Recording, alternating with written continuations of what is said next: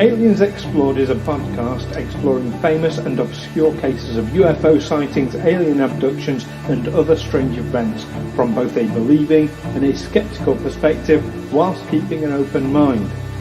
I'm Stu Jackson, a professional actor and amateur ufologist with a particular interest in the crop circle phenomenon. I'll be debating that otherworldly visitations are real. The truth is out there. And I'm Neil Kelly. I'm a professional actor as well and used to work for the military as an intelligence analyst. I'll be arguing from a more doubtful point of view. I mean, it's all a bit far-fetched, isn't it? This week we have a special edition of Aliens Explored for you. One of our listeners has written in to tell us of his special interest in a number of UFO-related and interrelated phenomena, which we think bear some investigation. Join us as we discuss the links between the Hollow Earth theory, subterranean oceans, and the strange case of American hero Admiral Richard E. Byrd. Welcome back, listeners, to Aliens Explored, your weekly podcast where we explore UFOs, UAPs, government denials, weird sightings, alien encounters, and all manner of strangeness. I'm one of your strange hosts, Stu Jackson. And I'm one of your strange hosts, Neil Kelly. How are you doing, Neil? I'm doing very well, thank you. How are you? I'm not bad at all. Easing my way into 2022. It's a funny old year already. Being very cautious. Yeah, cautious is the word. Yeah, I remember back in 2020, everyone was saying, roll on 2021 when this will all be over. And, of course, it just got worse. So I haven't heard anyone saying, right. Back at the end of 2021, I didn't hear anyone say, roll on 2022. No, do you know what? At the end of 2021, I put a post on Facebook saying, why are you all saying, like, roll on 2021? It's not going to get better, and we're a long way out. I remember. So I'm doing a fucking I told you so. Remember, yeah, a year starts when you say it does. So we can say, okay, well, the new year starts right now. Yeah. From this moment on, it will take the Earth 365.25 days to complete an orbit of the Sun. From this moment on, that's just as valid a year. Oh, yeah. I mean, January the 1st is just an arbitrary, clicking over the odometer. Those of our listeners who work in financial services, of course, it's the 6th of April is New Year's Day. Yes. Well, as we're self-employed actors who occasionally get paid. That is significant for us. Chinese New Year is different. Yeah. It's all, and of course, if we weren't on the Gregorian calendar, I forget what it was that was before the Gregorian calendar. Was it Julian, or was that Julian? Is just where you count the days, isn't it? You don't have months, weeks. It's just days. I don't know. Anyway, that's not what we're here to discuss. So we have had back at the beginning of this year, we received. Right at the very end of last year. Get this right. In between Christmas and New Year, we received. Get your story straight. You have no credibility. We have all the facts here at Aliens Explored. Whether or not we use them, that's another matter. Now, we had this lovely email from one of our listeners. So I'm fairly new to listening to us, Israel. Israel is his name, not the country. We've been assured.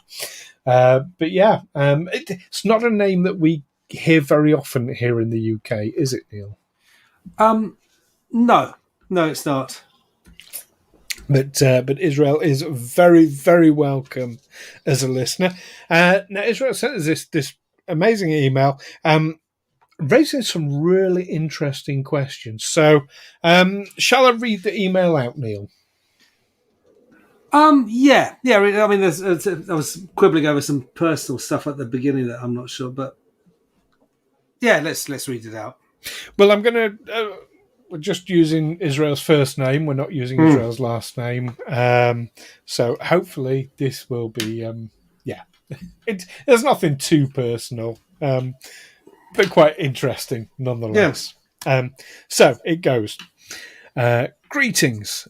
As a result of chronic indigestion, assisted no doubt by my own lack of due care, I don't sleep especially well. Do you know what? That's something I relate to very, very heavily.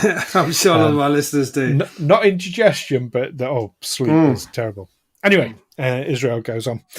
Consequently, I find myself sleeping on my couch watching TV as opposed to sleeping in bed. Don't want to disturb my wife or simply awake and uncomfortable or in pain myself. I've taken to watching tons of videos on UFOs, aliens, etc. At first, I just found it more amusing than informative. After all, the bulk of the info doesn't change much. I sighted lights in the sky that I couldn't explain many years ago, so I don't blow off the phenomenon. But I don't pretend to know what it was either. Sorry for the ramble. No, we always like a good ramble on this show, do we not? If you listen to a few of our podcasts, you'll realise, we like to digress. Digression is our middle name. It's Aliens Digressions Explored. Yes. Anyway, Israel continues. I discovered your podcast recently and I like it. Entertaining and non-hysterical. Oh, thank you. That's what we aim for. I think Neil gets a bit hysterical sometimes. I get a bit excited sometimes. Yeah. So, I'd like to share my conclusions thus far and ask you to explore the aspects that might be underrepresented. First, I approach from a sceptical perspective regarding extraterrestrials. So he's on my side of the fence. The space journey would be long, and I doubt we are so important as to be worth it, if it were even possible. But I like to think that we're important enough, eh, Neil? Oh, I'd have my doubts. Anyway, I assume the phenomena are terrestrial or local. This suggests either hollow Earth or interdimensional travel or existence. This would also explain the UFO fixation on nukes. It affects them. I wonder if they helped put a stop to testing. Government isn't usually proactive, unless it's to line their own pockets. That's a whole other thing. We're not shy to express our opinions here. Anyway, the email continues. So, for possible future shows, is Admiral Byrd's private journal real? What do we know about the hollow Earth theory, including the discovery of water much deeper in the Earth than previously imagined? Still seems far-fetched, but ancient and alienated civilization might be advanced, yet small, inadequate to taking us over, but contented to keep us at bay. Just some thoughts. Well, Israel, that's an absolutely lovely email, and we thank you for it. So what we've decided to do is to address those issues in this special listener special episode. Are you up for that, Neil? I am up for that, and having looked into them, they kind of all tie in together. Admiral Byrd and Hollow Earth and oceans of water under the subsurface.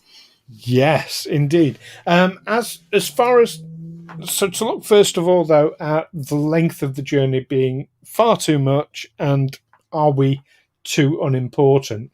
I think so. I don't discount the whole it's interdimensional aliens or it's terrestrial aliens.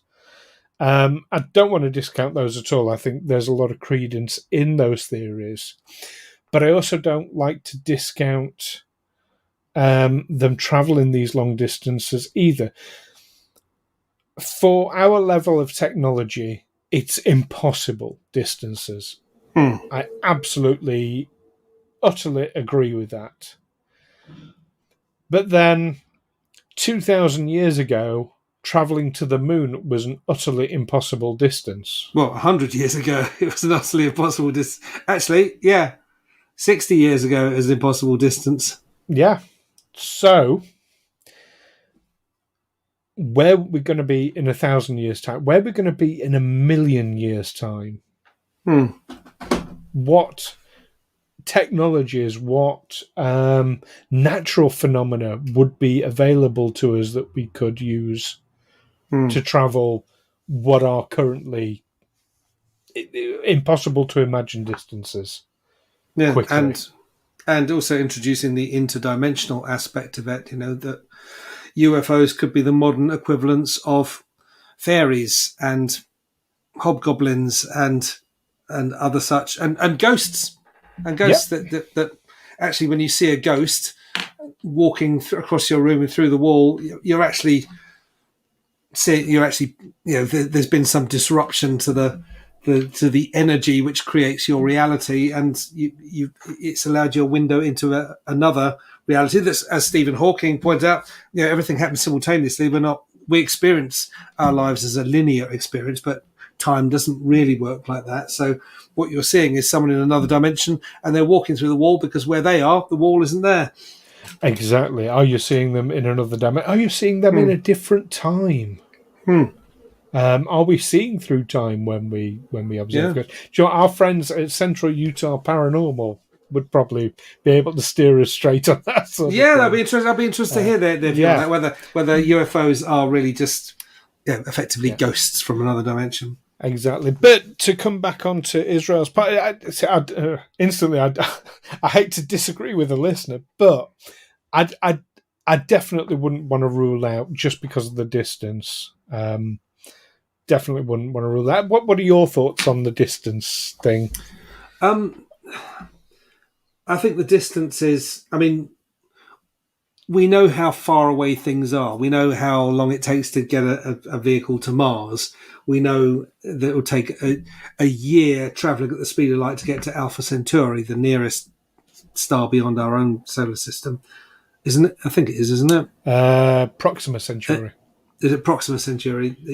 Is it? And is it a year at the speed of light or something like that? Which we can't imagine. We can't imagine travelling at the speed of light. No, and we can't imagine the length of journey that would entail otherwise. But there are other possibilities. There are interdimensional wormholes, that kind of thing, where you fold space in half and go through a shorter journey. But we can imagine that sort of thing because it's part of science fiction. And it's part of science. Clearly we can imagine it. Well, part of real science theory as well. Well, Alcubierre is working on what is basically a warp drive. Yeah. Currently. But I think the thrust of what Israel was pointing us to was about Admiral Richard E. Byrd, who is a fascinating historical character, a veteran of two world wars, and who was involved in all sorts of Arctic and Antarctic exploration. Yes. And there is a supposedly secret diary that came back, that was the secret diary of Admiral Byrd, that came back from an expedition to Antarctica in 1947, in which he had this encounter with these beings. His aircraft, which is I suppose it was a 1947 aircraft. He flew to the Arctic in fairly primitive aircraft in the early 1920s. But yeah, they encounter these people who sound. The description of them sounds like what the Nazis would describe as the master race: tall, blonde, strikingly beautiful people. Yes, physically very impressive. Who lived in the Hollow Earth, which was accessed through Antarctica. Yes, which was a green and fertile valley, quite warm. I think he mentions in the diary at 74, 76 degrees Fahrenheit, something like that. They're flying over this vast ice cap, and then suddenly they see trees below. And he reported also seeing what he thought at first was an elephant, and then realised it was a woolly mammoth. Yes. So this is all in this Admiral's diary. I must write this diary in secrecy and obscurity. It's funny you mentioned the Nazi thing. So he encountered some flying discs which were marked with swastikas. He said a kind of swastika, and when he was taken to meet the master, this is all getting increasingly fascistic. He referred to they'd sent some of their craft out to sites of nuclear testing and nuclear attacks in the case of Japan, and referred to them as their Flügelrad. Well, Flügel is German for wing, and Rad normally that means bike. I don't think they're talking about a flying bicycle. Flugelrad put together, I looked in, I had to look it up. It means impeller. Right. So the kind of propeller you would have inside. Like a jet turbine would have. Like a jet turbine. That would be an impeller. I guess that would be an impeller. Right. But it's actually propelling the vehicle. Okay. Oh, interesting. So it's small, internal, and with many blades. That's an impeller. Right. Just to go back on the swastika thing, now just to be clear, the swastika itself was adopted by the Nazis, but it is in fact thousands of years old and was a pagan good luck symbol. I mean, that's why it was adopted by the Nazis. Not many pagans use it now, though, as a good luck symbol, do they? As a result of Germany co-opting it. Nazi Germany co-opting it, but it's well. There were lots of that kind of symbol around in the 1920s, 1930s. The Kuomintang in China had a symbol very much like that. I think fascistic groups in Spain or Ireland had a sort of three-legged kind of the Celtic leg thing. Yeah.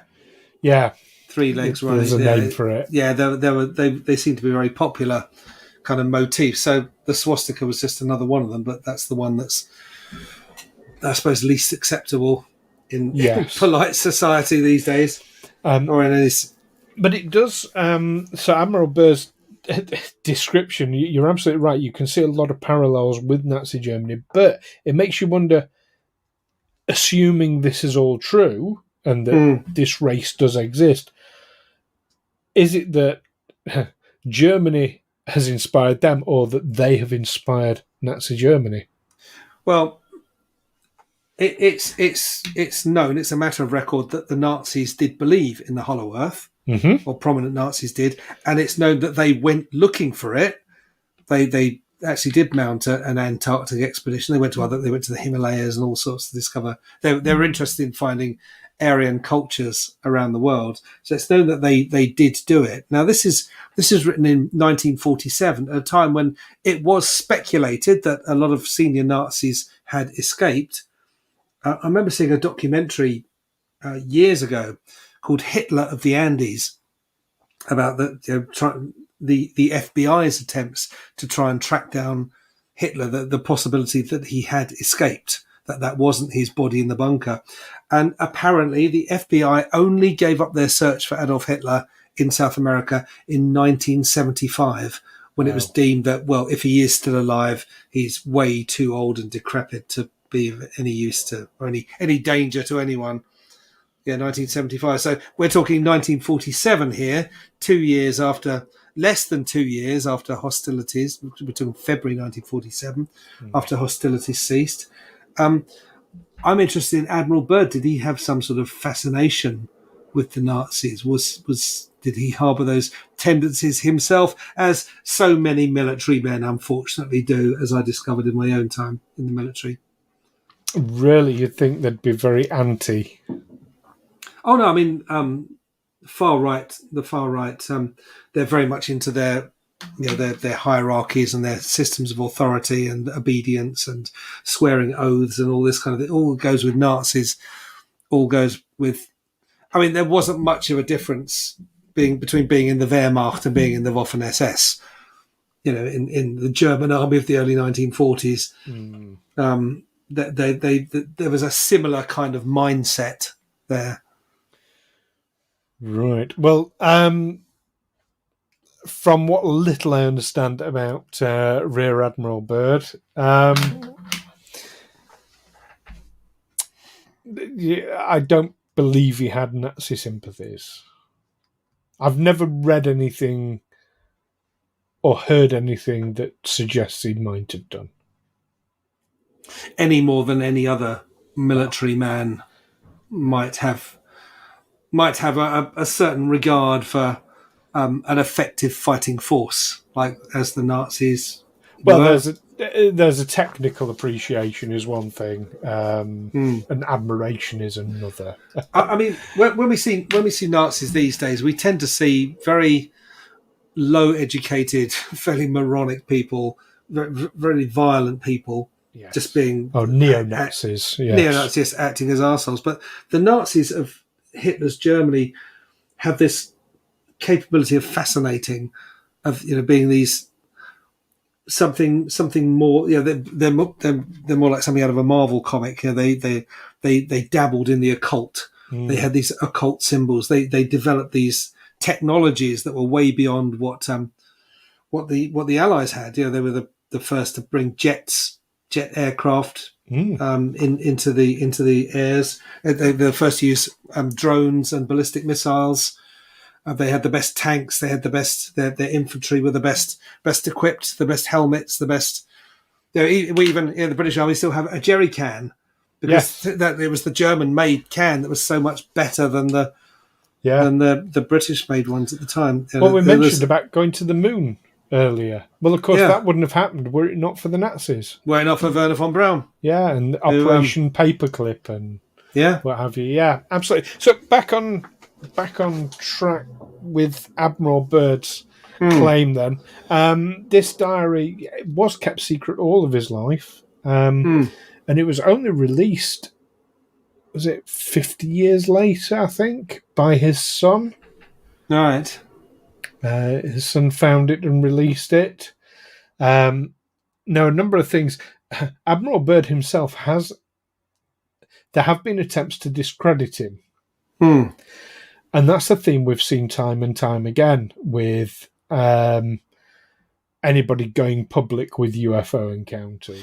Well, there were attempts to there were certain doubts early on in his life regarding his first expedition to the Arctic, where it's claimed that he wouldn't have made it, given the flying speed of his aircraft and the time that it took him to fly off and come back, that he wouldn't have made it all the way to the Arctic. And there are disputes over the sextant readings he was taken to show where he was.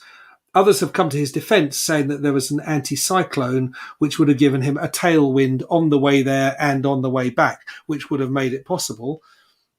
I don't know. So from early on in his career, there's this kind of, but that he rose to prominence as a result of this disputed journey, which was in 1920. Well, am I right in thinking it wasn't disputed at the time, though? It was only afterwards, and if you're looking at the timeline, as I understand it, it would have been after he reported back to HQ about his experiences with this Hollow Earth. So I'm talking about he's 1926 North Pole flight. Yeah, that's when the journey took place, but was it disputed at the time?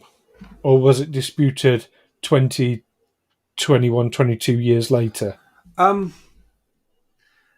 It doesn't say. Since 1926, doubts, so presumably from 1926, or I don't know if it's just, but it's saying doubts have been raised, defences made, and heated controversy arose over whether or not Byrd actually reached the North Pole.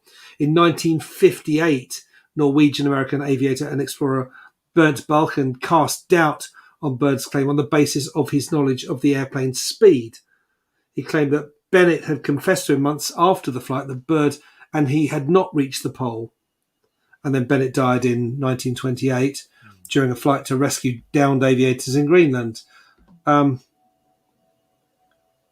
So, yes, but the diary wasn't released until 1996. The diary of his 1926 flight. Indeed. But revealed erased but still legible sextant sites that sharply differ from Byrd's later June 22nd typewritten official report to the National Geographic Society. And it goes into the details of the sextant readings, but basically what he wrote down at the time was different to what appeared in his official report at the end. Okay. I mean, I wouldn't know enough to explain but if there was queries about it, why was he so well decorated? Because the queries came so much later, I guess. Long after his death.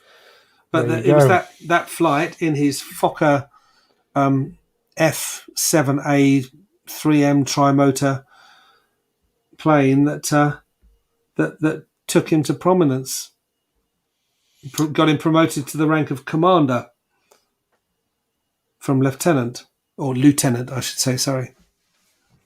That's it's interesting, but what do you make of the Sun posting or publishing this journal, this hidden secret diary? I can only speculate as to his motivation. Part of it could be, he wants to keep his father's heritage alive. His father obviously did do these historic things. He played a role in both World Wars. He was involved in early Arctic and Antarctic expeditions. But there are these weird things around them, the Hollow Earth people, and that apparently, or that disputed very first flight, which kind of got him on the map. Okay, so the diary itself was published in '96, but this is sometime after Admiral Byrd's son himself had died, but he had found it and sort of made it public. Yeah, that's the thing. And what do you think about Admiral Byrd's son's death? Is that something you're aware of? I wasn't aware of that. No, was it a mysterious death? 68 years old, found dead in an empty warehouse in 1988. Not long after he'd made the Diary public. Did it say what he died of? Apparently died of malnutrition and dehydration, the police said. Now, obviously, it has been theorised widely within ufology that he was murdered. And again, looking at some of the history of things that we have discussed, that's not the first time we've heard that story. No. Some whistleblower comes up and then they die shortly after. Fueling conspiracy theories. It does indeed. But yeah, so Admiral Byrd's an interesting. Now, there's a lot about this that we haven't covered, but I'm conscious that the episode time is getting on. Israel also wanted to know, for example, about the discovery of water much deeper in the earth than previously thought. I first heard about this. I was referred to it in an argument I was having with my religious brother, because he started talking about Noah and the Ark and the whole world being flooded. So I said, well, where did all the water come from then, and where did it go? Because there's a fixed amount of water on the planet, isn't there? And that if all the clouds in the sky emptied, that wouldn't flood the Earth. If the pole caps melted, there would still be parts of the Earth above the surface. One of the things that I'd thought earlier was, well, wasn't the area that's now the Mediterranean, wasn't that once dry land? And didn't that flood? So could it have been a story about that? Oh, there are definitely areas like that, yes. No question at all. And you've got the theory of Atlantis and absolutely, legend, and things like that. But the Bible does specifically refer to rain. This is caused by 40 days and 40 nights of rain. It wasn't a sudden mountain breaking down, releasing a torrent of water from a nearby ocean. It was and he settled his ark on the top of a mountain in Turkey. So my brother said, well, it was that there's more water subsurface on this planet than there is on the surface, which is a hell of a lot. Although 2/3 of the surface. Yeah, that it all came up, sort of flew into the air, came down as rain, and then went back underground again. No, I don't believe that either. Apparently, most of this subsurface water is locked inside rocks. Okay. It's not slooshing around like a lake. It's actually inside rocks. an awful lot of it. Oh, intriguing. I mean, could it not sort of erupt into the sky like a volcano erupts magma? It could if it was loose water, I suppose, and it suddenly got superheated. But it's I don't know. I don't think so. Even if a super volcano like Yellowstone went off, I'm not sure it would release enough water into the atmosphere to flood the planet. Oh, if Yellowstone went off, that would be the end of all life on Earth. Yeah, but we wouldn't be underwater. We'd be buried under. And here's the scary thing: it's 50,000 years overdue an eruption. That's a whole other thing. Yeah. So we're, as we reach the end of this episode, just want to say we're on borrowed time, folks. So, we are quite literally. Yeah. Quite literally. Okay, well, we've reached the end of our session. So, I mean, thank you so much for writing into us, Israel. I hope that's answered some of your questions about our opinions on it. We've done justice, so at least I've had some sort of serious discussion about the issues you raised. Well, yeah, absolutely, and I think Admiral Byrd, it bears looking into. Now, let's summarise, focusing on Admiral Byrd's diary, his secret diary. Neil, bottom line, is it real? The secret diary? Yeah. It might be real in the sense that Admiral Byrd actually wrote it, but I don't believe that it's a true account. And then there's a second possibility. Yeah, he never wrote that. Someone else wrote that. Yeah, but rather than is the diary real? I mean, was his account accurate? I mean, it could be that, like so many people, he liked to amuse himself by writing fiction. And this was a piece of fiction that someone said, let's just say it was his diary. So the original mockumentary, is that the original mockumentary? Yeah. Okay. I mean, I think there's a lot of credence in it. I think there are a lot of themes that keep coming up time and time again within ufology in his account. The Nordic aliens being a predominant one there. The types of technology, the benevolence aspect. No, I think I think he stumbled onto something. The Nordic Aryan aliens with their Flugelrad flying machines with swastikas all over them. Yeah. Absolutely. I think Admiral Byrd stumbled onto this, and yes, he's I think it's very real, and I believe that the Nazis had also previously stumbled on or got information about this and were emulating this exact thing. I think there is a lot to unpack within all that. Definitely. But what do you think, listeners? Let us know what you think, Israel, of course, and all our other listeners. We would love to hear your thoughts on Admiral Byrd's secret diary. Not to be confused with Adrian Mole's secret diary. But that's for our UK listeners. That's a comedy book. Anyway, so do let us know. You can let us know via the usual means. You can email us aliensexplored@gmail.com. You can find us on Facebook. You can find us on Twitter. You can find us wherever you like to listen to your podcast. And a little bit of a small favour to ask here. Do give us a review, because it does help other people find podcasts like ours. It is literally just Neil and I sat in our respective studies recording this over Zoom, and so we're not kind of a big production like so many podcasts out there. So any help you can give us a review, share us. We want to get the word out there. We want to get conversations going, don't we, Neil? Yeah, and so that we can become a big production and get paid for this stuff. That'd be very, very nice. Yeah, send us money as well.